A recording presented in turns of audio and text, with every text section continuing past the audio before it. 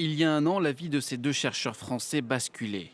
À leur arrivée à l'aéroport de Téhéran le 5 juin 2019, Fariba Adelkha et Roland Marchal sont arrêtés par les gardiens de la Révolution. Elle est une anthropologue franco-iranienne, lui un spécialiste de l'Afrique. Libéré en mars dernier, Roland Marchal décrit des conditions de détention très difficiles, sans presque aucun lien avec l'extérieur. Vous ne savez pas pourquoi on vous retient, vous ne savez pas au nom de quoi, pour combien de temps. Pour moi, ça a été une véritable épreuve. Les interrogatoires se passaient de plus en plus mal, c'était de plus en plus conflictuel.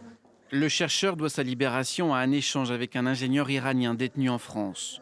En revanche, la situation de Fariba Adelkha est plus complexe. En mai dernier, la justice l'a condamné à 5 ans de prison pour collusion en vue d'atteinte à la sûreté nationale.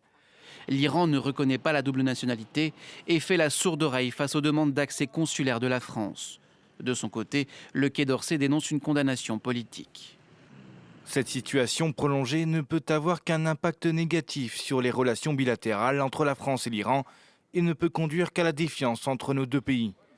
Chercheuse au Centre international de Sciences Po à Paris et à la Columbia University, Fariba Adelkha, 61 ans, est l'auteur de plusieurs ouvrages sur l'Iran.